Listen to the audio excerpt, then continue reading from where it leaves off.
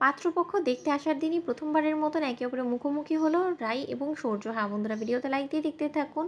অনামিকা নামক মেয়েটাকে দেখার জন্য অধীর আগ্রহে অপেক্ষাকৃত সূর্যের সামনে যখন অনামিকা রূপে রাইকে নিয়ে আসা হয়, ঠিক সেই সময় রাইকে দেখে চমকে দাঁড়িয়ে যায় সূর্য আর বলতে থাকে যে তুমি এখানে কি করছো। অন্যদিকে ঈশা বলতে থাকে যে কি ব্যাপার অনামিকা, তুমি এবং সূর্যদা তোমরা একে অপরকে চেনো নাকি? তোমাদেরকে হাব ভাব দেখে তো এমনই মনে হচ্ছে যে তোমরা হয়তো অনেক দিন ধরে একে অপরকে চেনো, বলো তো কী ব্যাপার?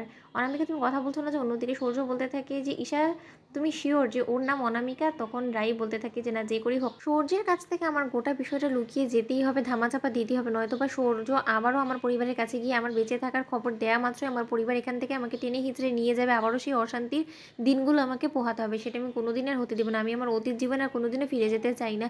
আর তার জন্য যে করেই হোক না কেন আমাকে আগে সূর্যের চোখে ধুলো দিতে হবে। অন্যদিকে সূর্যকে ঈশা বলতে থাকে যে আচ্ছা সূর্যদা, একটা বরঞ্চ কাজ করি আমরা, তোমরা বরঞ্চ নিজেদের মধ্যে কথা বলে নাও, তারপরে না হয় আমরা পরবর্তী কথাগুলো বলবো, ঠিক আছে? তো অন্যদিকে সূর্য এবং রাই যখন ছাদে গিয়ে একে অপরের সাথে কথা বলতে থাকে, ঠিক সেই সময় সূর্য বলতে থাকে যে রাই, এসব কী হচ্ছে বলো তো? তুমি নিজেকে অনামিকা নামে কেন সকলের কাছে পরিচয় দিচ্ছ বলো তো? তুমি তো আসলে রাই, সেটা তুমি নিজেও খুব ভালো করে জানো। তার থেকে বড় কথা যে তোমার এমন কি বা প্রয়োজন পড়ে গেল যে তুমি তোমার পরিচয় গোপন করে সকলের কাছ থেকে নিজেকে আড়াল করে রেখেছো বলো তো? এতদিনে নিশ্চয়ই সকলে মিলে তোমার খোঁজ খবর করা শুরু করে দিয়েছে। দেখো গিয়ে হয়তো বা কেউ তোমাকে মৃতও ভেবে নিয়েছে। তুমি একজন মৃত মানুষ সে যে কেন সকলের চোখে ধুলো দিচ্ছ বলো তো?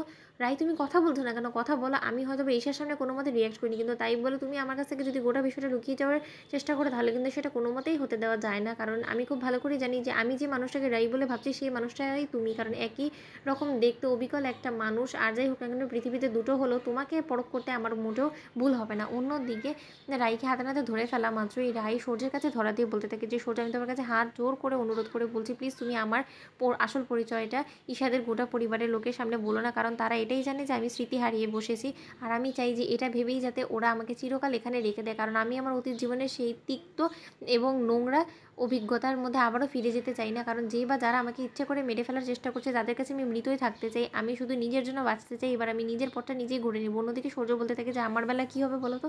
তুমি যে আমার জীবনে অশান্তিটাকে আমার কাঁধে চাপিয়ে দিয়ে তুমি নিজে শান্তিতে থাকবে, সেটা কী করে আমি মেনে নিতে পারি বলো তো?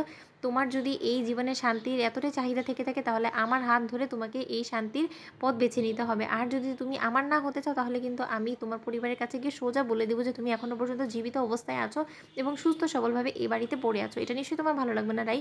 তাই আমি তোমাকে বলছি যে তুমি যখন আমার জীবনটাকে অশান্তিতে ভরিয়ে দিয়েছো, তোমার জীবনটাও যখন অশান্তিতে ভরে গিয়েছে, তাই দুজনেরই অশান্তিকে ভুলে আমরা চলো বরঞ্চ নতুন করে আমাদের সংসার জীবনটা শুরু করি। এতে আর যাই হোক না কেন আমরা দুজনেই ভালো থাকবো। অন্যদিকে রাই বলতে থাকে যে সেটা কোনোদিনও হয় না, কারণ তুমি আমার ছোটো বোনের স্বামী। তো বন্ধুরা, ভিডিওটি ভালো লাগলে কেমন শেয়ার করে সাবস্ক্রাইব করতে ভুলো না।